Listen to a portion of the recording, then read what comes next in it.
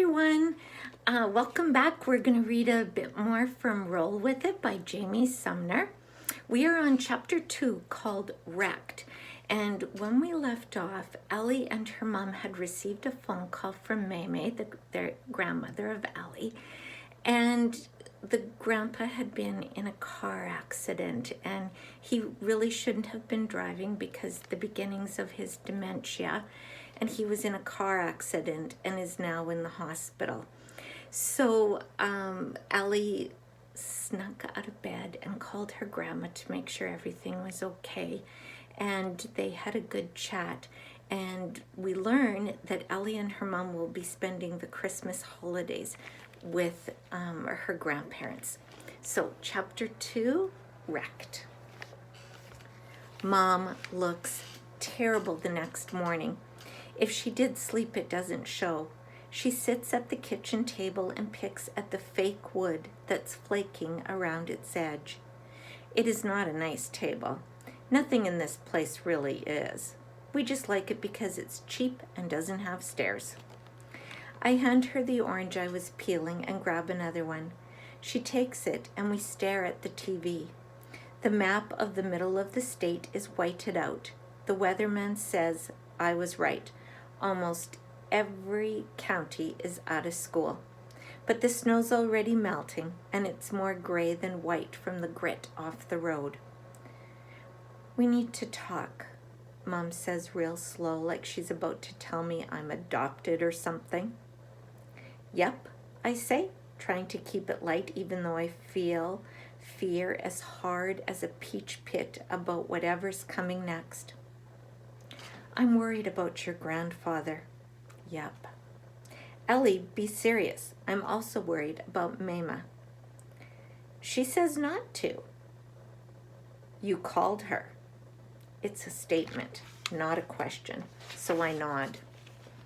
So you think we shouldn't worry? She asks, but I can tell she's really just talking to herself.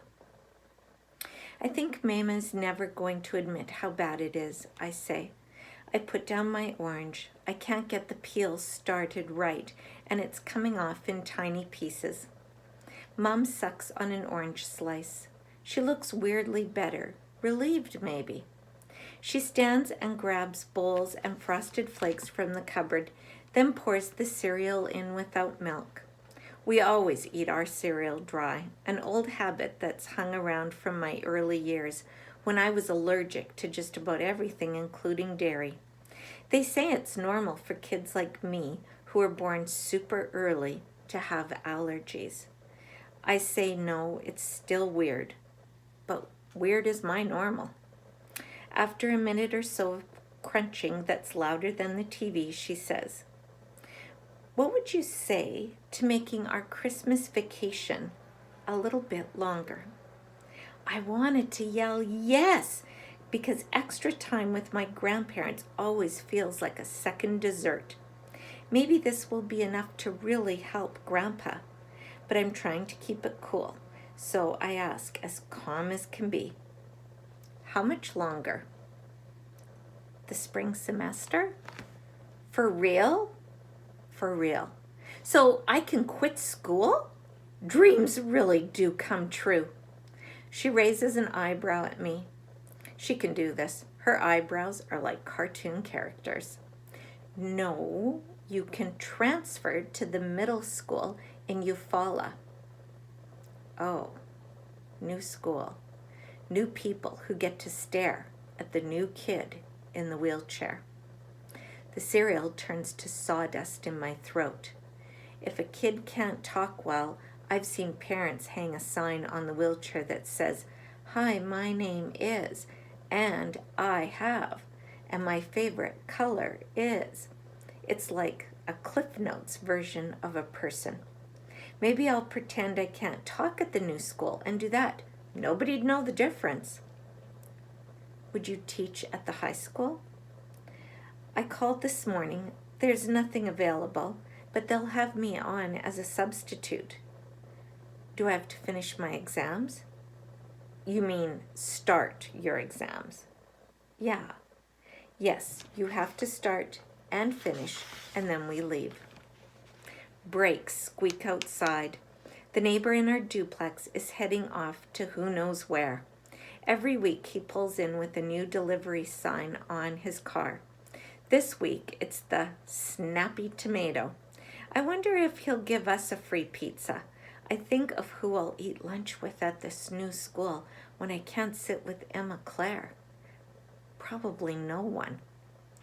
Mamie's never gonna go for this. That's why we don't tell her until we're there. So lie?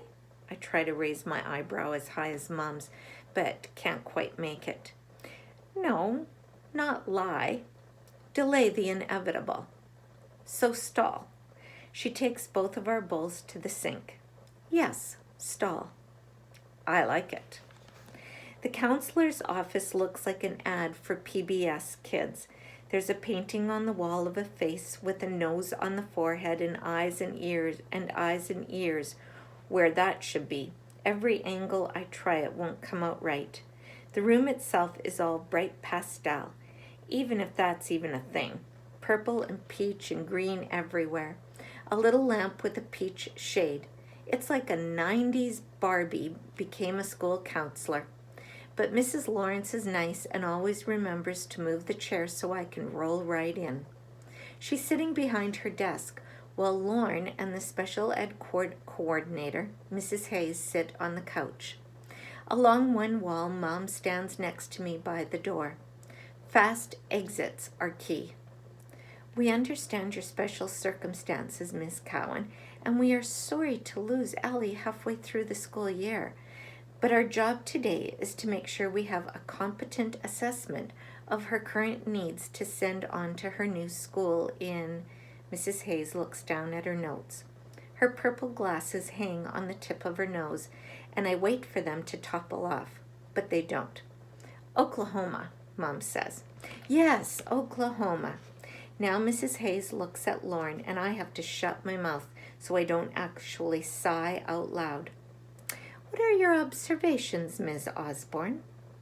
Well, Lorne says from the depths of her turtleneck, I think given Ellie's history, I would recommend her continuing with an aide at her new school. We all know by history, she means medical history, the thing I can't outrun. Cerebral palsy is like the go-to-jail card in Monopoly. No matter where you are, it always shoots you back to zero. In my case, that's birth, day 1 of CP. Nobody knows what went wrong exactly. Mom's water broke at a 4th of July picnic right as she was taking a bite of an egg salad sandwich. How much less prepared could you be if you're eating a sandwich in the middle of a field when you go into labor? You can't blame her, though. She was supposed to have 3 more months before I showed up. It happens to a lot of really early babies. I guess this cerebral brain palsy paralysis that left me different from everybody else. The brain just isn't ready to protect itself from the bumps and bruises of the outside world. It's like a snail that hasn't grown its own shell. The doctors may not know what caused it, but they know what it does to me. It makes it so I can't move my body like I want. It's like everything is both weaker and heavier at the same time.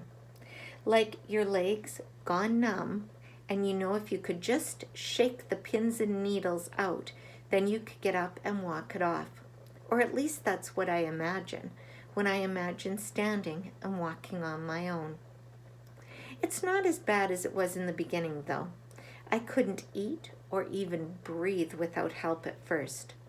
I stayed with all the other tiny sick babies in intensive care for weeks and weeks. Mom thinks it's luck and a blessing that I came home on what was supposed to be my actual birth date. We celebrate both every year, the day I was born and the day I came home. But what Mrs. Hayes is writing down now and what Mrs. Lawrence is nodding along to, thanks to Lauren's brilliant input, is that I'm still a baby. Never mind that I worked with a physical therapist to get strong enough to wheel my own chair. Never mind that the feeding therapist let me graduate when I could eat and drink on my own without dribbling food down my front or choking on it. Never mind all that. Just one mention of the history, and I'm back to square one. I nudge Mom with my elbow. She can't let them put that on my record and stick me with an aide at my new school. I give her the say something look, and she does. She looks at all those ladies in the room and says, I think that's a wise decision. So we'll stop there. And how do you think Ellie feels about that decision that her mom said that at her new school she should continue with the teacher's aide? I'm thinking not very happy about that. All right, so we're still on chapter 2, Wrecked, and I look forward to sharing more of the chapter with you. Have a good night. Bye.